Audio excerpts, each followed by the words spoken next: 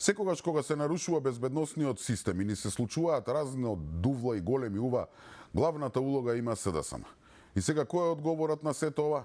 Да се декласифицирале документите за да се видело кој што правел.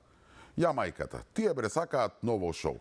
Целта со барањето за декласификација е да се разводни темата и дефокусира вниманието на јавноста.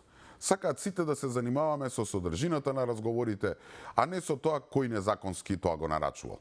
Да имаме шоу од типот кој, што, за кого кажал, кој кого критикувал, кој зборел за кого зад грб, дали може би некој имал и швалерка и слично. Сакаат само реално шоу слично на тоа што го правеше Црвенковски кога делеше папки, а потоа го соврши Заев со објавување на разговори на пресконференции на YouTube.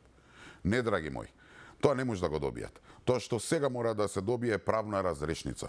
Обвинителството и обвинителот Коцевски веќе не смеа да молчат пред фактот дека некој ги злоупотребил АНБ и Агенцијата за разузнавање за политички пресметки може би рекат. Тоа треба итно да реагира и да спроведе темелна и транспарентна истрага. Луѓе, незаконски бил следен лидер на опозицијска партија, новинари, бизнисмени и останати партиски функционери.